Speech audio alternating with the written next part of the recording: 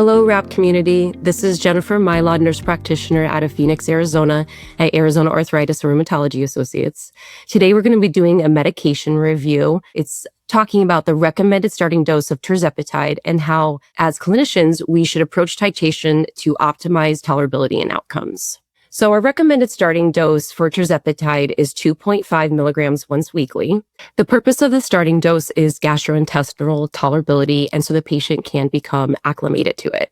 It's administered subcutaneously once weekly, the same time each week, same day, with or without food. And the key takeaway here is that we want to start low to improve adherence and to minimize the patient's side effects. The standard titration schedule, after 4 weeks at the 2.5 milligrams, we need to increase to 5 milligrams once weekly. And then every dose increase is 2.5 milligrams every 4 weeks. So from 2.5 milligrams to 5 milligrams, and then 4 weeks later, 7.5 milligrams, 4 weeks later to 10 milligrams, 4 weeks later to 12.5 milligrams, and then the max dose of 15 milligrams. Again, every 4 weeks, unless we need to individualize this based off of the patient's tolerability. Common side effects can be nausea, vomiting, diarrhea, constipation, and sometimes flu-like body aches.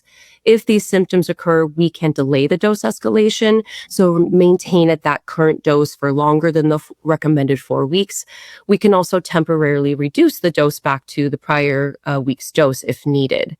The clinical response is glycemic improvement, weight reduction, the patient's reported satiety, and their appetite control. And not all patients need to reach the maximum dose to achieve benefits. Strategies that we can use to optimize tolerability for these patients are to reinforce slow eating and smaller meals. We need to advise them to avoid high fat or very large meals, especially early in therapy. We need to encourage hydration and adequate protein intake. Reassure patients that the GI symptoms are usually transient, usually around the time of a dose escalation. We can consider anti-nausea strategies if clinically appropriate for the individual patient. Some special considerations are for older patients, we should consider titrating slower. If a patient has an underlying GI sensitivity, we can extend the time between the dose increases. If there's renal impairment, we do not need to dose adjust, but we do need to monitor these patients, especially close for dehydration.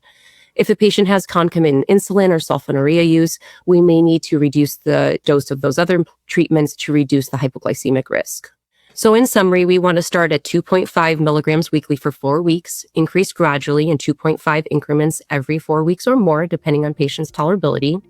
And we want to let that tolerability guide our titration, not just the glycemic targets or weight loss targets. Individualized dosing improves adherence, safety, and outcomes. Thank you for joining us today. To find out more, reach us on the Content Room or RAP ASAP.